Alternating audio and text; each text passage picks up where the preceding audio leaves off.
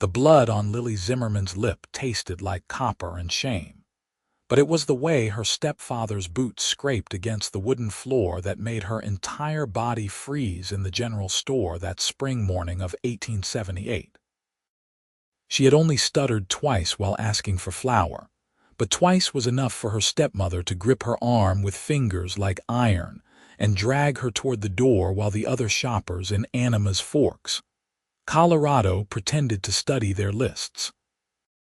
Please," Lily whispered, and even that small word caught in her throat like a stone. Her stepmother's hand rose and Lily braced herself, but the blow never came. Instead, a tall figure stepped between them, his shadow falling across both women like a shield. The man wore dusty trail clothes and had the kind of weathered face that spoke of years under the relentless Colorado sun.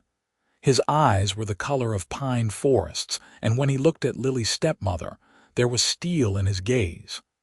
"Madam," he said quietly, "I believe you dropped this."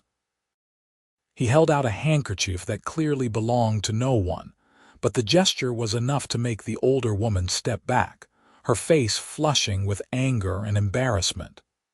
"Mind your own business, stranger," she hissed. "I am minding my business," he replied, his voice still soft but carrying an unmistakable authority. "I just asked this young lady a question about the trail to Silverton, and I am waiting for her answer." He turned to Lily then, and his expression changed completely. The hardness melted away, replaced by something so gentle it made her chest ache. "Take all the time you need, miss." Lily stared at him, her mouth opening and closing like a fish pulled from the creek. No one had ever said those words to her, not in her 21 years of life. Her stepmother had married her father when Lily was 7. And when he died in a mining accident 3 years later, she had been trapped in a household where every stumble over a syllable earned her a slap, a shove, or worse. "The TT Trail," she began, and her stepmother moved forward, but the cowboy held up one hand. "Madam, I am speaking with this lady. I would appreciate if you would wait your turn." The authority in his voice made even her stepmother hesitate. Lily took a shaking breath and tried again. "The Trail G goes through the Mountains. You need to follow the creek until—" "Until what?" he asked, his voice patient and encouraging, as if they had all the time in the world and there was not a store full of people watching this strange exchange. "Until you see the old pine with the split trunk. Then you turn east." The words came out in a rush, and she felt tears prick her eyes because she had done it. She had finished a whole sentence without being struck. The cowboy smiled, and it transformed his entire face. "Thank you kindly, miss. That is exactly what I needed to know." He tipped his hat to her, then turned to her stepmother. "Madam." The word was polite, but there was ice underneath it. Before her stepmother could respond, he was gone, his boots thudding against the wooden planks as he left the store. Lily did not have time to savor her small victory. Her stepmother's fingers dug into her arm hard enough to leave bruises, and she was hauled outside into the bright April sunshine. "You will pay for that humiliation," her stepmother spat, dragging her toward the wagon where her stepfather waited, his face already dark with anger. Lily had learned years ago not to fight back. Fighting only made it worse. So she climbed into the back of the wagon and made herself as small as possible, preparing for the rough ride back to their small farm on the outskirts of town and the punishment that would follow. But as they pulled away from the general store, she caught sight of the cowboy again. He was standing near the stable, watching their wagon with those intense green eyes, and something in his expression made her think that this was not the last time she would see him. His name was Samuel Easton, though Lily would not learn that until 2 days later when he appeared at the farm asking if they had any work for a man willing to do hard labor in exchange for meals and a place to sleep in the barn. Her stepfather, Cyrus Brock, was a mean man made meaner by years of failed mining claims and a bottle that was never far from his hand. But he was also practical, and spring planting season meant he needed help he could not afford to pay for. Samuel's offer of working just for food and shelter was too good to refuse, even if Cyrus did not trust the stranger's motives. "What are you running from?" Cyrus demanded, leaning against the porch railing with his arms crossed. "Nothing but my own restlessness," Samuel replied evenly. "I have been drifting since I left my family's ranch in Wyoming. Figured I would see some of Colorado before I decide where to settle." It was a lie, or at least not the whole truth, but it was the right lie to tell. Cyrus grunted and jerked his head toward the barn. "You can sleep there. Work starts at dawn. My wife will bring you breakfast." Samuel nodded and headed toward the barn, but not before his eyes found Lily, who was standing in the doorway of the kitchen, trying to be invisible. Their gazes locked for just a moment, and she saw something in his expression that made her heart flutter dangerously in her chest. Recognition, understanding, promise. That night, Lily lay in her small room under the eaves and listened to the sounds of the house settling. Her stepmother had beaten her when they returned from town, using a wooden spoon that left welts across Lily's back and shoulders. It was not the worst beating she had endured, but it hurt nonetheless, both physically and in the deeper place where hope used to live before it was beaten out of her. But tonight, for the first time in years, that tiny spark of hope flickered back to life, because of a cowboy with gentle eyes who had told her to take all the time she needed. The next morning, Lily woke before dawn as she always did and crept down to the kitchen to start breakfast. Her stepmother, Martha Brock, did as little work as possible, preferring to supervise with a sharp tongue and quick hand while Lily did all the cooking and cleaning and mending. It was a lonely existence, made lonelier by the fact that her stutter kept her isolated from the other young people in town. No one wanted to be friends with the strange, stammering girl who flinched at loud noises and wore long sleeves even in summer to hide the bruises. She was stirring the porridge when she heard footsteps on the porch. Through the window, she could see Samuel washing up at the pump, the early morning light turning his dark hair almost bronze. He moved with an easy grace that spoke of a man comfortable in his own skin, and when he straightened and caught her watching, he smiled. Lily ducked her head quickly, her cheeks burning and focused on the porridge with fierce concentration. A few minutes later, Martha appeared, already scowling. "Take that cowboy his breakfast and then get back here. The chickens need feeding and the garden needs weeding." Lily nodded and quickly filled a bowl with porridge, added a slice of bread, and carried it out to the barn on a wooden tray. Her hands were shaking, though whether from fear or anticipation, she could not say. Samuel was in the barn, organizing tools and equipment that Cyrus had let fall into disarray. He looked up when she entered, and his smile was immediate and genuine. "Good morning," he said, setting down the rake he had been examining. "That smells delicious." Lily set the tray down on a hay bale and backed away quickly, but Samuel held up a hand. "Wait, please, I wanted to thank you." She froze, confused. Thank me." "For the directions you gave me in town, and for your courage." He took a step closer, but not close enough to crowd her, she noticed. He seemed to understand instinctively that she needed space. "I know that was not easy." Lily did not know what to say. No one had ever thanked her for speaking before. Usually, people just got impatient with her stuttering and finished her sentences for her or walked away. "My name is Samuel Easton," he continued when she did not respond.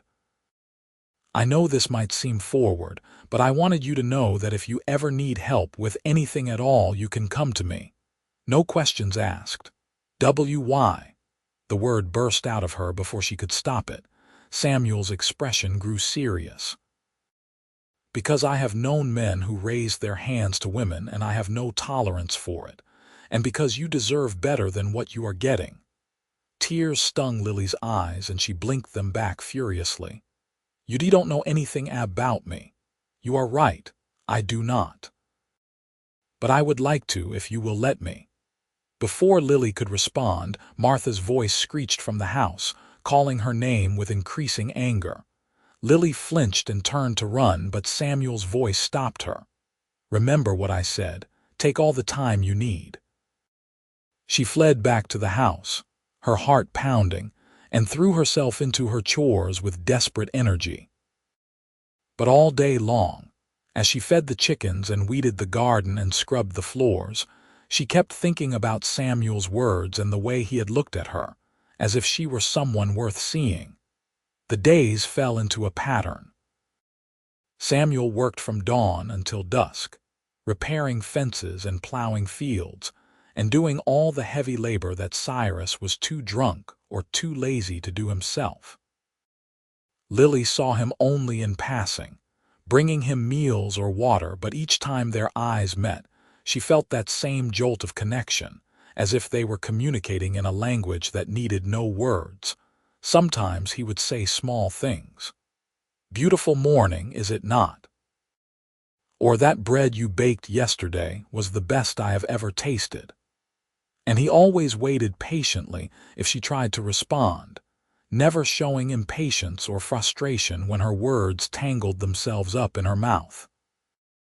It was this patience, more than anything, that began to thaw the frozen places inside her. 2 weeks after Samuel arrived, Martha sent Lily to town for supplies. It was a rare freedom, one that Lily cherished despite the whispers and stares that always followed her. She was loading sacks of flour into the wagon when she heard a familiar voice. "Need some help with that?" She turned to find Samuel standing behind her, his hat shading his eyes from the midday sun. Her heart did something complicated in her chest. "I seek and manage," she said, but he was already lifting one of the heavy sacks as if it weighed nothing. "I am sure you can, but there is no shame in accepting help when it is offered freely." He loaded the rest of the supplies into the wagon, then turned to her with a serious expression. "Lily, I need to ask you something, and I need you to answer honestly. Are you safe?" The question was so direct, so unexpected that Lily felt her defenses crumble. "I do not know what you mean." "Yes, you do." His voice was gentle but insistent. "The bruises on your arms. The way you flinch when anyone moves too quickly. The fear in your eyes. Are you safe in that house?" Lily looked around frantically, terrified that someone might overhear, but the street was relatively empty. Still, she could not bring herself to answer. Admitting the truth felt like a betrayal, even though she owed her stepparents nothing. Samuel seemed to understand her silence. He reached out slowly, giving her time to pull away, and laid his hand over hers where it rested on the wagon. His palm was warm and calloused, and the gentleness of the touch made her want to weep. "You do not have to tell me now, but I want you to know that I am not leaving this farm until I know you are going to be all right. I do not care if it takes weeks or months. I will find a way to help you." "Why?" Lily whispered, finally finding her voice. "Why do you seek care?" Samuel was quiet for a moment, his thumb tracing absent circles on the back of her hand. "My mother stuttered," he said finally. "Not badly, but enough that my father noticed. And every time she stumbled over a word, he would mock her, belittle her, make her feel small and stupid, even though she was one of the smartest people I have ever known." His jaw tightened. "I was just a boy, too young to understand that what he was doing was wrong. But when I got older and saw the way it had broken her spirit, I swore I would never stand by and watch someone treat another person that way. Not ever again." Lily felt tears sliding down her cheeks before she realized she was crying. "I am sorry about your mother." She found her strength eventually, left him and moved to California to live with her sister. "Last letter I got, She was running a boarding house and sounded happier than I had ever heard her. He squeezed her hand gently. People can survive terrible things, Lily, and they can build new lives. But sometimes they need someone to help them take that first step. Lily wanted to believe him. Oh, how she wanted to believe that there could be a life beyond this suffocating existence, beyond the fear and pain that colored every day. But wanting and having were two different things, and she had learned long ago not to let herself hope for too much. Still, when she climbed into the wagon to head back to the farm, she felt something shift inside her. It was small, just the tiniest crack in the walls she had built around her heart, but it was there. And Samuel Easton seemed determined to widen that crack until the walls came tumbling down. That night, after everyone had gone to bed, Lily heard a soft tapping at her window. She froze, her heart racing until she recognized Samuel's silhouette in the moonlight. Carefully, terrified of waking her step-parents, she eased the window open. "What are you doing?" she whispered urgently. "If they catch you, they will not. I am quiet as a mouse when I need to be." He handed her something through the window, a small book with a worn leather cover. "I thought you might like this. It is poetry. Used to belong to my mother." Lily took the book with trembling hands, running her fingers over the smooth leather. "I cannot accept this." "Yes, you can. Consider it a loan if that makes you feel better. But I noticed you do not have any books in the house, and I thought you might enjoy having something to read." "How did you know I can read?" Samuel smiled. "You have ink stains on your fingers, and I saw you reading the labels in the general store with the kind of focus that tells me you are not just looking at words, you are understanding them." "Was I wrong?" "No," Lily admitted. "My father taught me before he died. But my stepmother says it is a waste of time for women." "Your stepmother is wrong about a great many things." Samuel's voice was soft but fierce. "Read the poems, Lily, and know that someone sees you for who you really are, not what others have tried to make you." Before she could respond, he disappeared into the shadows, leaving her alone with the book and a feeling in her chest that she barely recognized as joy. Over the next few weeks, Samuel found small ways to bring light into Lily's world. He left wildflowers on the kitchen step in the early morning before anyone else was awake. He carved a small bird from a piece of wood and left it on the windowsill of her room. He told her stories while she brought him lunch, tales of his travels and the places he had seen, painting pictures with his words of a world beyond the narrow confines of the farm. And slowly, tentatively, Lily began to open up to him. She told him about her father, who had been kind and patient and never once made her feel ashamed of her stutter. She told him about her dreams of becoming a teacher, though she knew it was impossible for someone like her.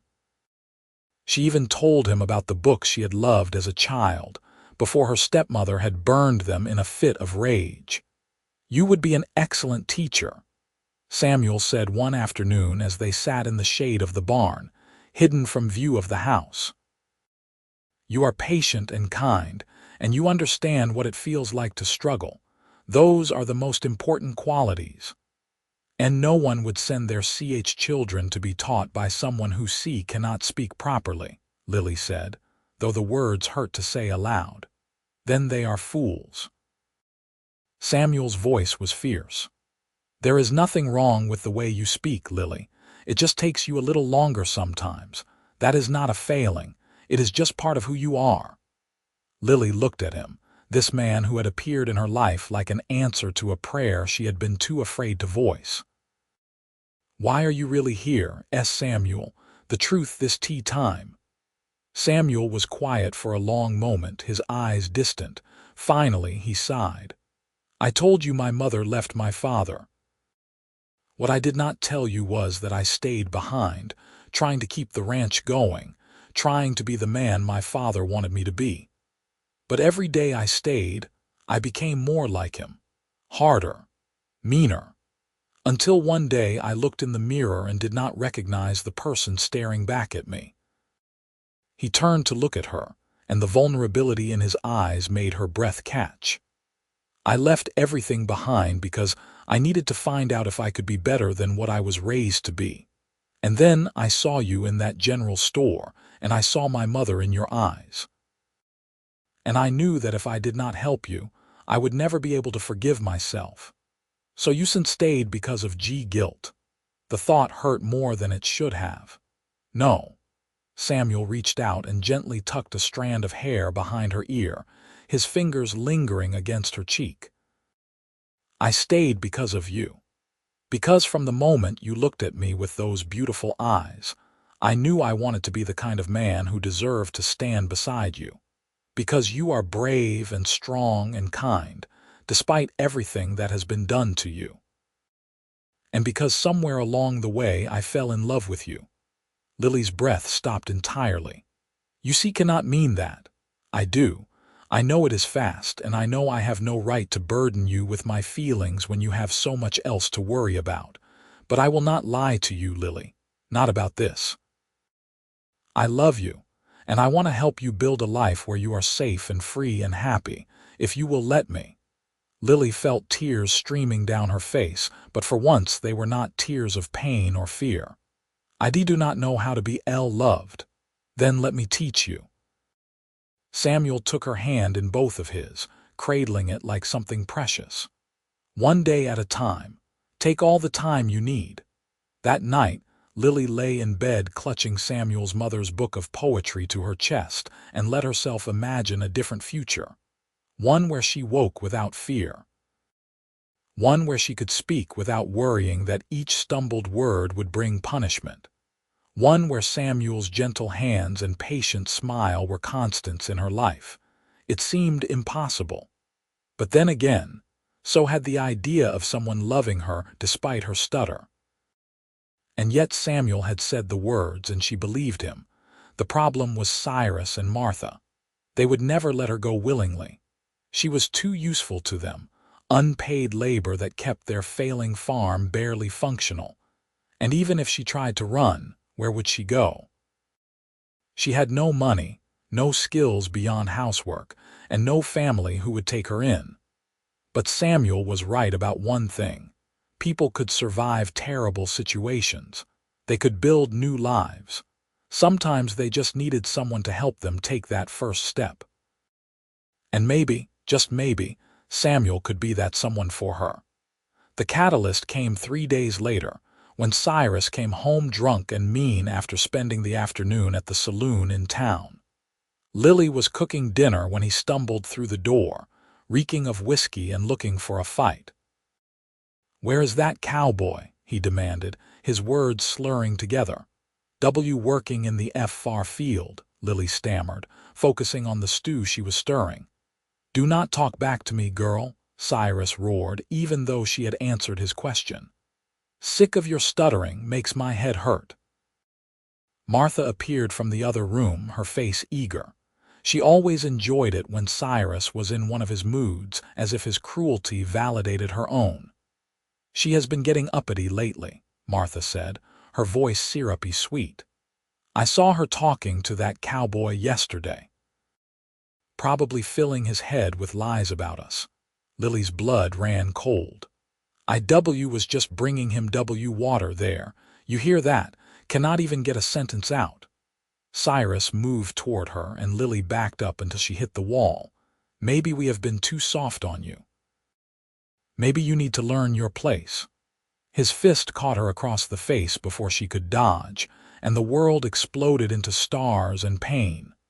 Lily fell to the floor, tasting blood, and Cyrus's boot drew back for a kick. But the kick never landed. The door burst open, and Samuel was there, moving faster than Lily had ever seen him move. He grabbed Cyrus by the collar and threw him against the far wall with enough force to rattle the dishes in the cupboard. "Touch her again," Samuel said in a voice like winter, "and I will break every bone in your hand."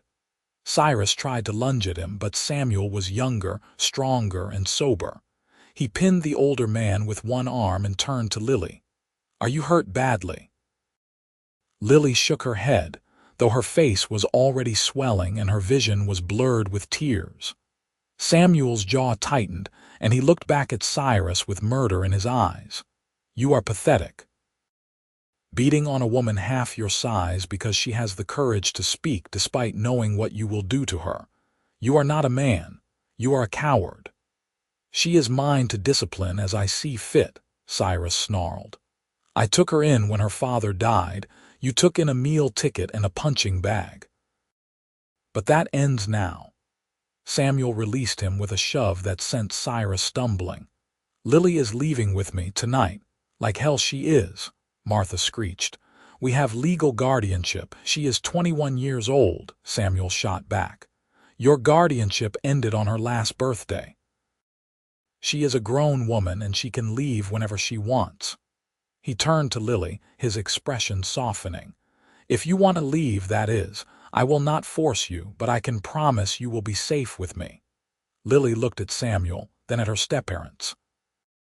Cyrus was already reaching for the rifle that hung over the fireplace, and Martha's face was twisted with rage. If she stayed, they would make her life even more of a hell than it already was. And even if they did not kill her, they would certainly kill something inside her. The tiny spark of hope that Samuel had ignited would be snuffed out, and she would spend the rest of her days as a ghost in this house. But if she left, she would be choosing a future that was unknown and uncertain. She would be trusting a man she had known only a few weeks. She would be taking a leap of faith into darkness, hoping that someone would catch her. She thought of Samuel's patience, his kindness, the way he had looked at her when he said he loved her. She thought of his mother, who had found the courage to leave and build a new life. And she thought of her father, who had always told her she was brave and smart and capable of anything she set her mind to. "I want to leave," she said, and her voice was stronger than it had ever been. "I am leaving." Samuel's smile was like the sun breaking through clouds. He held out his hand and Lily took it, letting him pull her to her feet. Together they walked toward the door, ignoring Cyrus's threats and Martha's curses. "You walk out that door and you are nothing," Martha shrieked. "You will end up dead in a ditch." But Lily did not look back. She just held Samuel's hand tighter and stepped out into the cool night air, feeling as if she were being born anew. They took Samuel's horse, a sturdy mare named Juniper, and rode through the darkness toward Anima's Forks.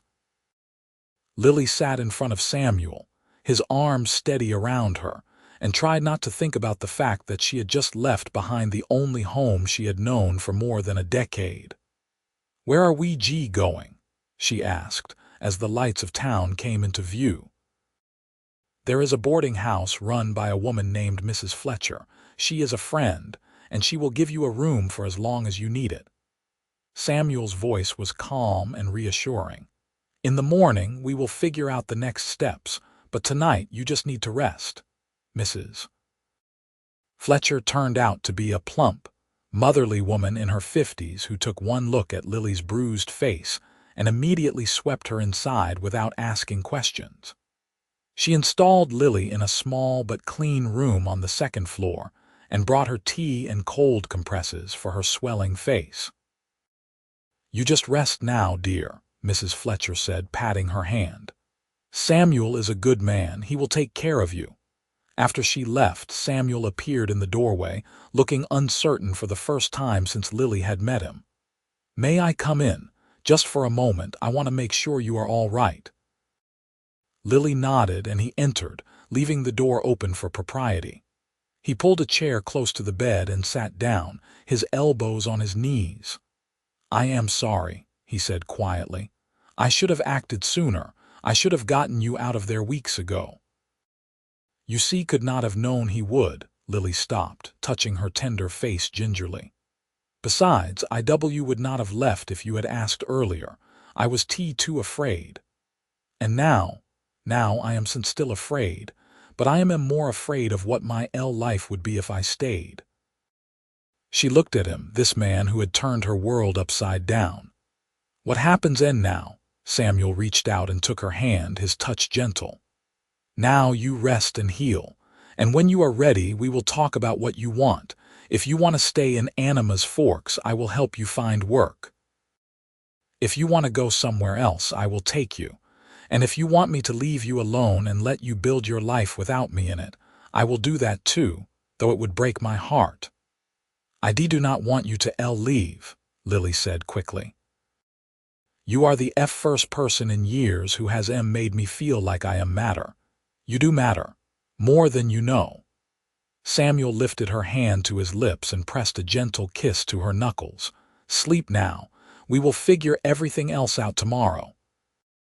He left, and Lily lay back against the soft pillows, her mind whirling. She had done it.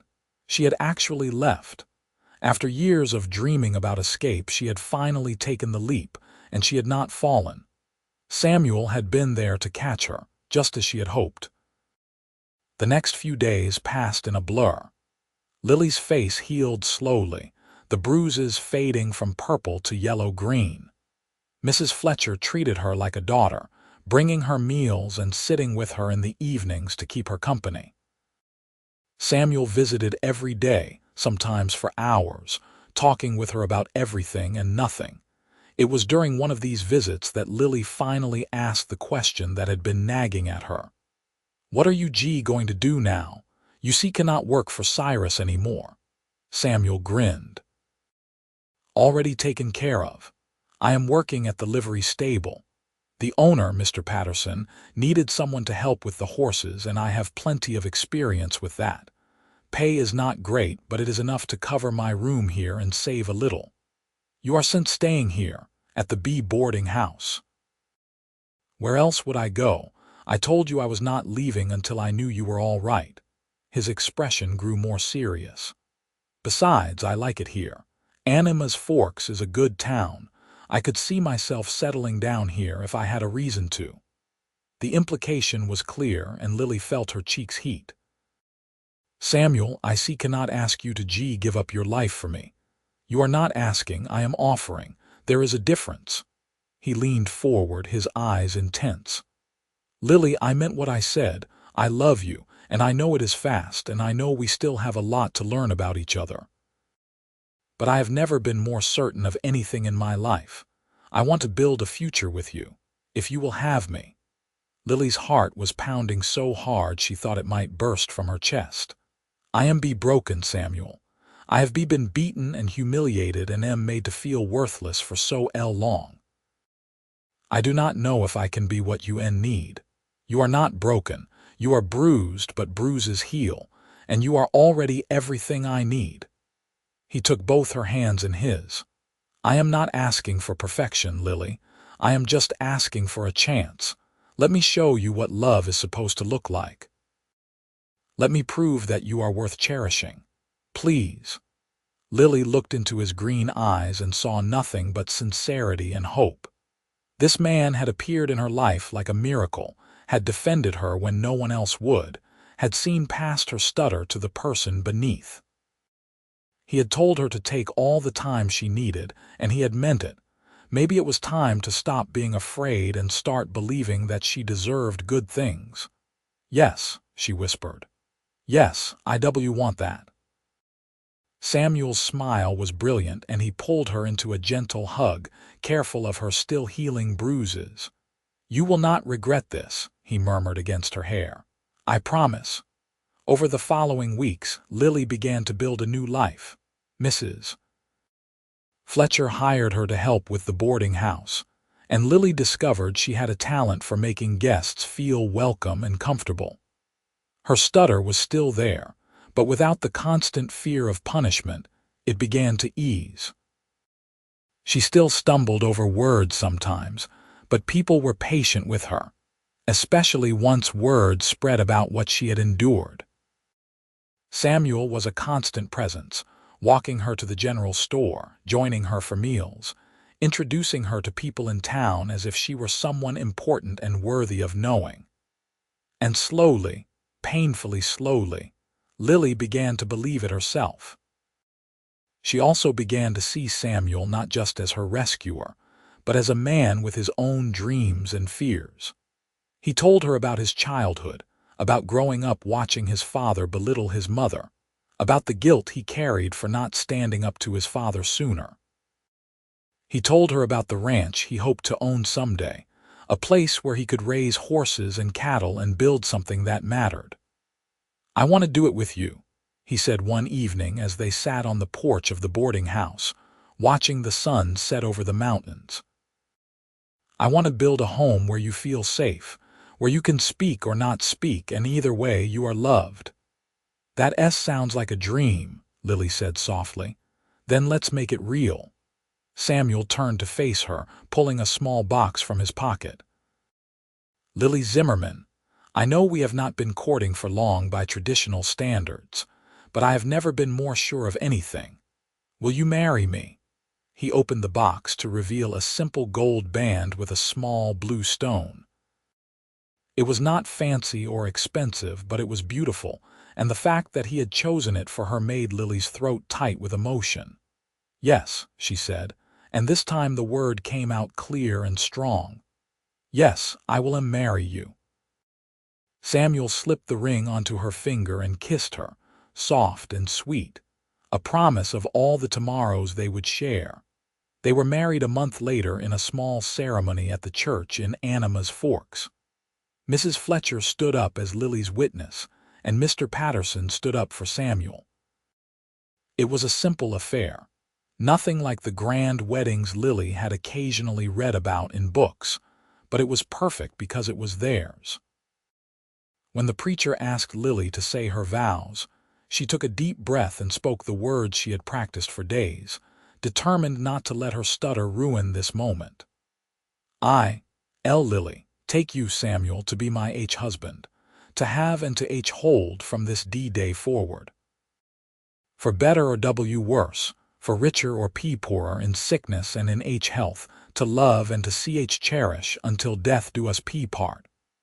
The words came out slowly, with pauses and stumbles, but she made it through, and when she looked up at Samuel, she saw tears in his eyes. "You did it," he whispered. "I am so proud of you." Then it was his turn, and his voice was steady and sure. "I, Samuel, take you, Lily, to be my wife, to have and to hold from this day forward, for better or worse, for richer or poorer, in sickness and in health, to love and to cherish, until death do us part. I promise to be patient, to listen, to protect you, and to help you become everything you were meant to be. I promise to make you feel safe and loved every single day of your life. This I vow." When they kissed as husband and wife, the small congregation erupted in applause, and Lily felt as if her heart might burst from happiness. The first year of their marriage was not without challenges. Samuel worked long hours at the livery stable, saving every penny he could toward buying land for the ranch he dreamed of. Lily continued working at the boarding house, discovering a love of hospitality and a talent for making guests feel at home.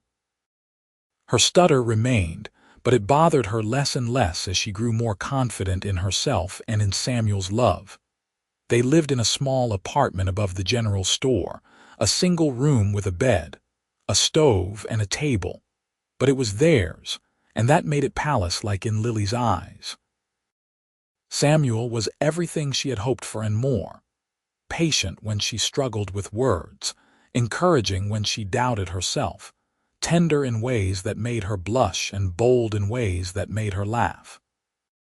He taught her to ride horses, sitting behind her on Juniper and guiding her hands on the reins until she felt confident enough to try on her own. He bought her books whenever he had a little extra money, building her a small library that she treasured.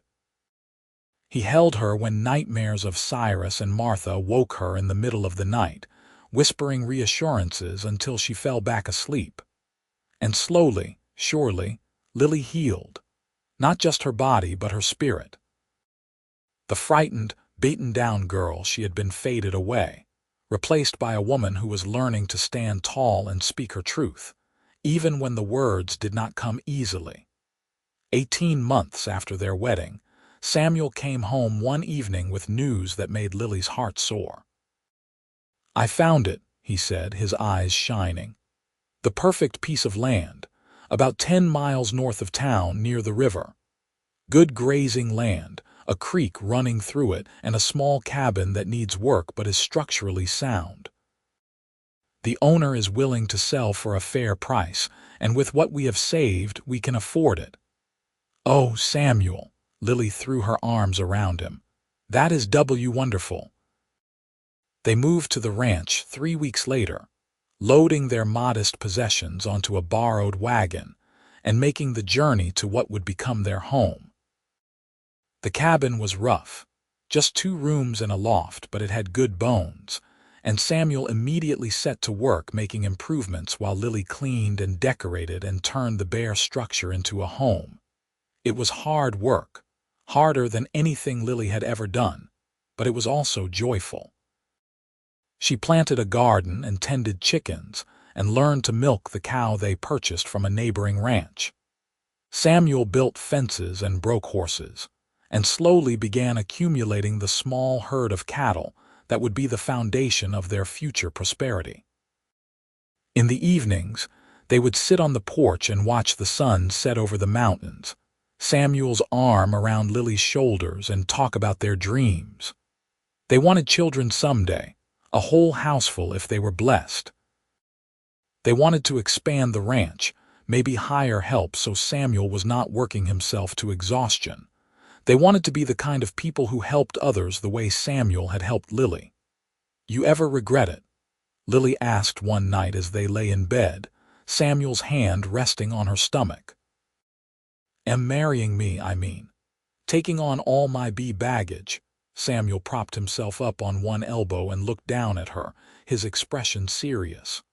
"Not for one single second. You are the best thing that ever happened to me, Lily Easton. You make me want to be better, kinder, stronger. You are my partner in every sense of the word. I would do it all again in a heartbeat.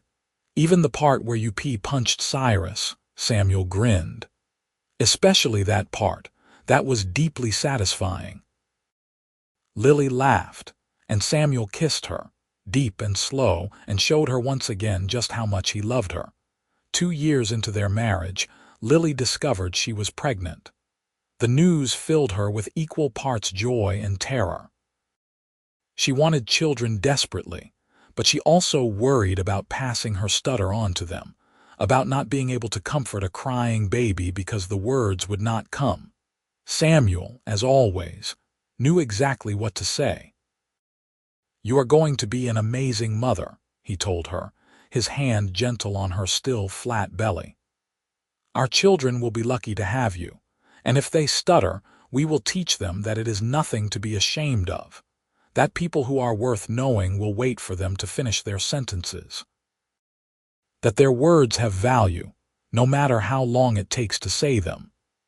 His confidence helped ease her fears, and as her pregnancy progressed, Lily found herself growing excited rather than anxious. She sewed tiny clothes and prepared the loft as a nursery, and Samuel built a beautiful cradle from pine wood, carving their initials and the date into the headboard. Their daughter was born on a snowy December evening in 1881, with Mrs. Fletcher serving as midwife. The labor was long and difficult, but when Lily finally held her baby girl in her arms, all the pain evaporated. "She is perfect," Lily whispered, tears streaming down her face. "Just like her mother," Samuel said, kissing Lily's forehead. "What should we name her?" They had discussed names for months, but now that their daughter was here, real and present, Lily knew exactly what she wanted to call her. Grace. Because she is a gift we do not deserve but are grateful for anyway. Grace Easton. I love it. Samuel carefully took his daughter from Lily's arms, cradling her with a gentleness that made Lily fall in love with him all over again. "Hello, Grace. I am your papa, and I promise to always protect you and love you and teach you that you are capable of anything, just like your mama." Grace was a happy baby, quick to smile and easy to soothe. As she grew, it became clear she had inherited Samuel's green eyes and Lily's dark curls. She also inherited her mother's gentle spirit and her father's determination, a combination that promised to make her a force to be reckoned with. Lily discovered that motherhood came more naturally to her than she had feared. Yes, there were moments when her stutter made things difficult, when Grace cried and Lily struggled to find the words to comfort her. But babies did not care about perfect speech. They cared about love and warmth and being held, and Lily had plenty of all three to give. Samuel was a devoted father, spending every spare moment with Grace, singing to her, telling her stories, carrying her on his shoulders as he did his ranch work. Watching them together filled Lily with a contentment she had never imagined possible. When Grace was 2 years old, Lily became pregnant again, this time with twins. The pregnancy was difficult, leaving her exhausted and sick for months, but Samuel picked up the slack without complaint, caring for Grace and managing the ranch and looking after Lily all at the same time. The twins, 2 boys they named Henry and James, arrived in the spring of 1884, and suddenly the small cabin felt much smaller. Samuel immediately began work on an addition, determined to give his growing family the space they needed. Life became a beautiful chaos of feeding schedules and diaper changes, and Grace's endless questions about everything under the sun. The ranch prospered too, their herd growing year by year, their reputation for quality horses spreading throughout the region. On Grace's 5th birthday, Lily stood on the porch of their now much larger home and watched her children play in the yard. Grace was teaching her little brothers how to make daisy chains, her patience with them remarkable for such a young child. Samuel was nearby, mending a fence, but his eyes kept drifting to his children with obvious pride and love. It was so far from the life Lily had lived before Samuel found her that sometimes she could hardly believe it was real. She still stuttered, especially when she was tired or stressed, but it no longer defined her. She was a wife, a mother, a rancher.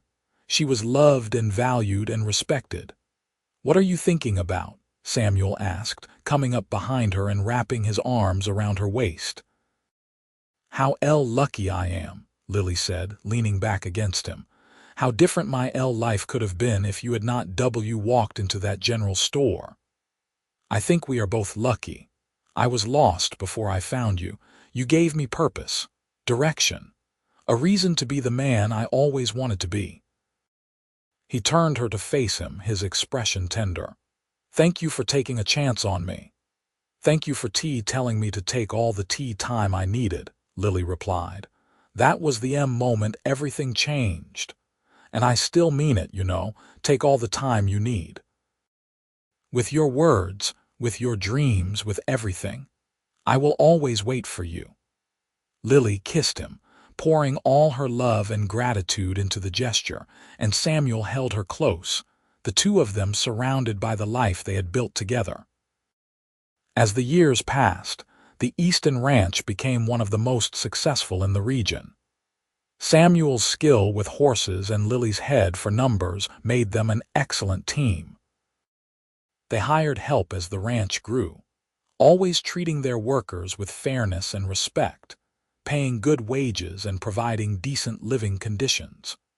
Grace grew into a bright, confident young woman who had her father's way with horses and her mother's compassion.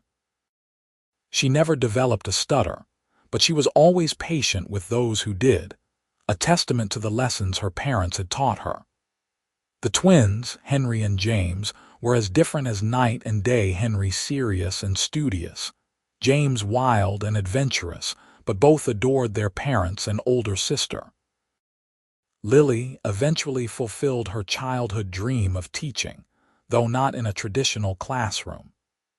Instead, she began tutoring children from the surrounding ranches, focusing especially on those who struggled with reading or speech.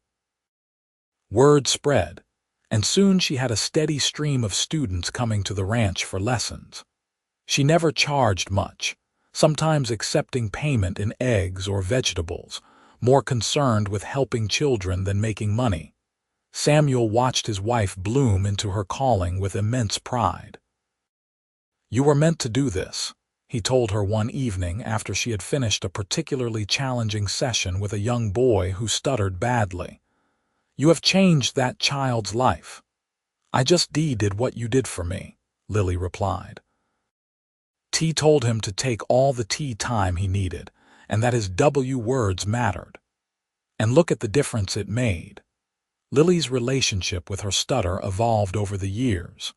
There were still days when it frustrated her, when words stuck in her throat like stones and she wanted to scream. But mostly, she had made peace with it.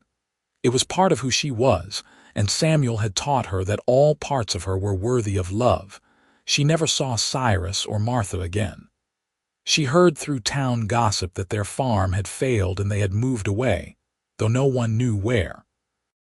Lily felt no satisfaction in their downfall, only relief that they were no longer part of her life. She had moved on, built something beautiful from the ashes of her pain, and that was the best revenge she could have asked for. On their 20th wedding anniversary, Samuel surprised Lily with a trip to San Francisco. It was the first time either of them had left Colorado in years, and Lily was both terrified and thrilled. They left the children in Mrs. Fletcher's capable care and took the train west, marveling at the changing landscape outside their window. In San Francisco, Samuel took Lily to theaters and restaurants, bought her beautiful dresses, and treated her like a queen. But the highlight of the trip was a visit to his mother, who ran a successful boarding house near the waterfront. Mrs. Easton was a petite woman with Samuel's green eyes and a spirit that seemed far too large for her small frame. She welcomed Lily with open arms, and the two women bonded immediately over their shared experiences. "My son wrote me about you," Mrs. Easton said as they sat together drinking tea while Samuel was out running errands. "He told me how brave you were, leaving that terrible situation." "I know how hard that is. He told me about you too," Lily replied. "How you found the strength to start over. You inspired me. We inspired each other, I think, and Samuel was inspired by both of us." Mrs. Easton reached across the table and squeezed Lily's hand. "Thank you for loving my son, for showing him that gentleness is not weakness. He was becoming so hard before he left Wyoming. I worried he would turn into his father, but you softened him in all the best ways." "He saved me," Lily said simply, "and you saved him right back." That is what love does. It rescues us from the worst parts of ourselves and helps us become who we were always meant to be. On the train ride back to Colorado, Lily sat with her head on Samuel's shoulder, watching the landscape roll by. "Your mother is wonderful," she said. "I am so glad we got to meet her. I am glad too. I think she needed to see that I turned out all right, that I did not follow in my father's footsteps." Samuel kissed the top of her head. "She loved you, by the way, told me I was a lucky man." "You are," Lily teased, "but I am lucky too." "Yeah, we both got pretty lucky, did we not?" They arrived home to chaos. The twins, now teenagers, had decided to surprise their parents by painting the barn, but had somehow managed to paint themselves, the dog, and half the yard instead. Grace had attempted to supervise, but had mostly ended up laughing at her brother's antics. Mrs. Fletcher was trying to restore order but looked ready to tear her hair out. Samuel and Lily looked at each other and burst out laughing. This was their life. Messy, chaotic, imperfect, and absolutely perfect all at the same time. As Grace prepared to leave for college in Denver, studying to become a teacher like her mother had always wanted to be, Lily felt both pride and melancholy. Her little girl was not so little anymore, ready to make her own way in the world. "You will be amazing," Lily told her daughter the night before she left. "You have your father's courage and hopefully some of my compassion. I have all of that and more, Mama. You taught me that everyone deserves patience and kindness, no matter how different they might be. That is the kind of teacher I want to be." Grace hugged her mother tight. "Thank you for showing me what strength looks like." The twins followed their own paths. Henry became a veterinarian, using his gift with animals to help ranchers throughout the region. James, true to his adventurous nature, joined the newly formed National Park Service, working to protect wilderness areas. Both men remained close to their parents, visiting often and bringing their own families to the ranch once they married and had children. As Lily and Samuel grew older, they slowly handed over the day-to-day operations of the ranch to a trusted foreman, spending their time instead enjoying their grandchildren and the life they had built. They expanded the house again to accommodate frequent visitors, and the Easton Ranch became known as a place of warmth and welcome, where anyone could find refuge and acceptance. On their 40th wedding anniversary, their children and grandchildren gathered for a celebration. The house was full of laughter and love, 3 generations of Eastons sharing stories and memories.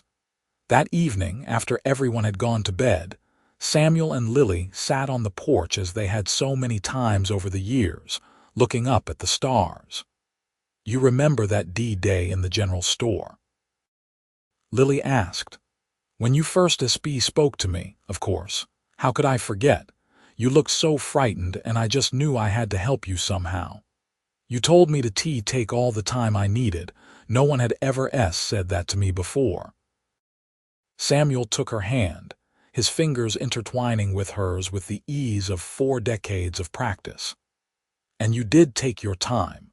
You took your time healing, took your time learning to trust, took your time building the amazing life we have now, and I would not change a single moment of it. Not even the messy parts, the struggles, especially not those. The struggles made us who we are, they taught us what matters." He turned to look at her, his green eyes still bright despite the silver in his hair. "I love you, Lily Easton. I loved you then, I love you now, and I will love you forever." "I love you too," Lily replied. "Thank you for being patient with me, for seeing past the stutter to the person underneath. There was never anything to see past. Your stutter is just part of you, like my stubborn streak or your terrible singing voice. I do not have a terrible singing voice. Yes, you do, but I love it anyway." Samuel pulled her close, and they sat together in comfortable silence, watching the stars wheel overhead and listening to the sounds of their family sleeping peacefully inside. Lily thought about the frightened young woman she had been, convinced she would never be anything more than a target for other people's cruelty. She thought about the journey she had taken, the courage it had required to take that first step away from Cyrus and Martha and toward an unknown future. She thought about Samuel, who had appeared in her life like an answer to a prayer and shown her what real love looked like. Patient, kind, steadfast, willing to wait as long as it took for her to find her voice and her strength. And she thought about the family they had created, the legacy they would leave behind, not just in land or money, but in the lessons they had taught their children and grandchildren. Lessons about acceptance and perseverance and the power of choosing love over fear. "What are you thinking about?" Samuel asked, echoing the question he had asked so many times over the years. "Everything and nothing, how grateful I am, how lucky I am." She squeezed his hand. "How much I love this life we built together." "Me too," Samuel said softly. "Me too." They sat on the porch until the moon rose high and the night grew cool. Two people who had found each other against impossible odds and created something beautiful. A love story written in patience and kindness, in second chances and new beginnings. A love story that proved that sometimes the most powerful thing you can say to someone is simply this: take all the time you need. The years continued to pass gently for Samuel and Lily Easton. They grew old together with grace, their love deepening with each passing season. Samuel's hair turned completely silver, and Lily's dark curls faded to a soft gray. But their eyes still lit up when they looked at each other, that same spark that had ignited all those decades ago in a general store in Animas Forks. When Samuel's health began to fail in his 75th year, it was Lily who cared for him with the same patience he had always shown her. She sat by his bedside, reading him poetry from the book he had given her all those years ago, now worn and treasured. Sometimes her stutter made the words come slowly, but Samuel never minded. He would close his eyes and smile, listening to her voice like it was the most beautiful sound in the world. "You know what I regret?" Lily asked him one afternoon as sunlight streamed through the bedroom window. "What is that, my love?" "That I did not tell you sooner that I loved you. I wasted so much time being afraid." Samuel reached for her hand, his grip still strong despite his failing body. "You did not waste anything. You took exactly the time you needed, just like I told you to. And when you were ready, you gave me the greatest gift of my life. You let me love you and you loved me back. That is all that matters." Lily felt tears slip down her cheeks. "I cannot imagine life without you. You will not have to, not for a long while yet. I am too stubborn to go anywhere." But his voice was weak, and they both knew the truth. Samuel passed peacefully 3 weeks later, surrounded by his wife, his children, and his grandchildren. His last words were to Lily: "Thank you for the adventure. I would do it all again." Lily grieved deeply, but she did not fall apart. Samuel had taught her too well. She had survived terrible things before meeting him, and his love had made her strong enough to survive this too. She remained on the ranch, tending her garden and teaching her students and spoiling her great-grandchildren, who began arriving with delightful regularity. On quiet evenings, she would sit on the porch and remember. She remembered the terrified young woman who could not string together a sentence without fearing punishment. She remembered the cowboy who had stepped between her and violence, who had told her to take all the time she needed. She remembered their wedding day, the birth of their children, the 1,000 small moments that had made up their life together. And she remembered that she had been loved truly and completely, exactly as she was. Lily Easton lived to be 92 years old, surrounded by 4 generations of family who adored her. She never stopped stuttering, but she also never stopped speaking her mind, teaching her students, and sharing the story of how a cowboy's patience had changed her life. On the day she died, peacefully in her sleep on a warm summer afternoon, her family found a letter on her bedside table. It was addressed to all of them, written in her careful, deliberate handwriting. The letter told the story of her life before Samuel, the pain and fear she had endured. It told the story of how he had saved her, not just from Cyrus and Martha, but from the belief that she was worthless and unlovable. It told the story of their life together, the joy and the struggles, the laughter and the tears. And it ended with these words: "I write this so you will know where you came from, so you will understand that our family was built on a foundation of patience and kindness and unconditional love. When you meet people who are different, who struggle, who need more time to find their words or their way, I hope you will remember your great-grandfather Samuel. I hope you will remember to tell them, take all the time you need, because those words have the power to change everything." They certainly changed me. With all my love, Lily Easton. The letter became a treasured family heirloom, passed down through generations. And the phrase, "take all the time you need," became a kind of family motto, a reminder of the love story that had started it all. Years later, Grace's granddaughter, a speech therapist working in Denver, would frame that letter and hang it in her office. Her patients, many of them struggling with stutters and other speech impediments, would read it and find hope.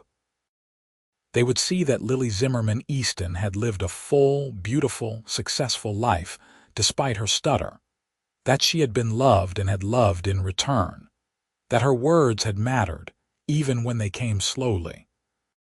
The Easton Ranch remained in the family for over a century, a testament to what Samuel and Lily had built together.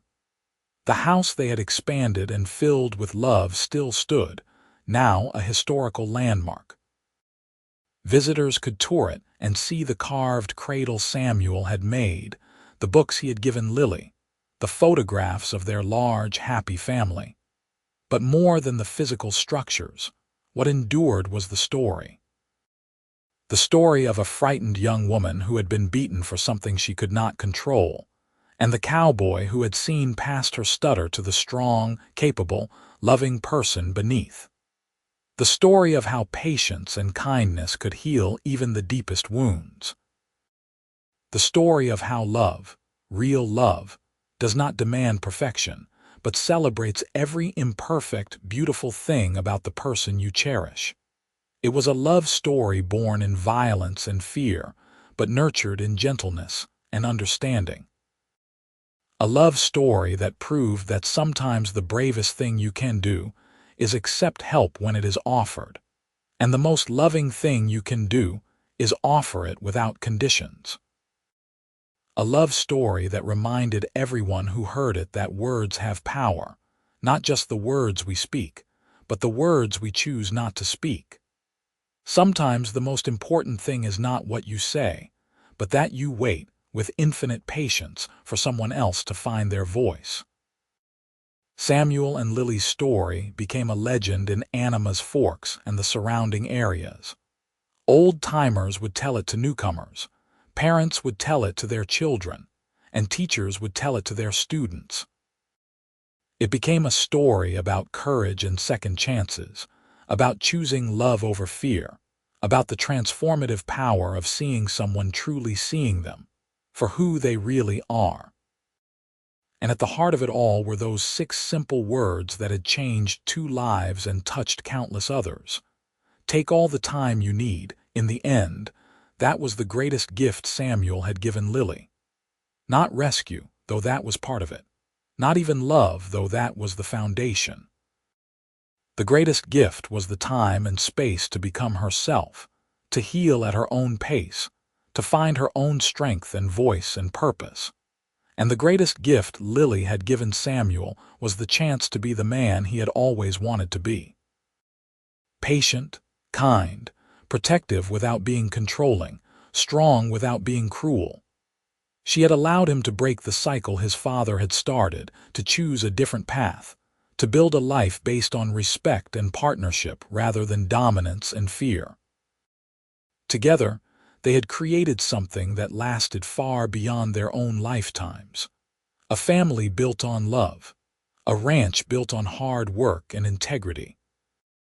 A legacy built on the simple but profound truth that everyone deserves to be treated with patience and kindness, no matter how long it takes them to find their words. The sun set over the Colorado mountains, painting the sky in shades of pink and gold, just as it had on countless evenings when Samuel and Lily had sat together on their porch. The ranch was quiet now, the day's work done, the family gathered inside for dinner. And if you listened very carefully, in the whisper of the wind through the pines and the gentle murmur of the creek, you could almost hear an echo of Samuel's voice, patient and kind, speaking those 6 words that had started it all. Take all the time you need.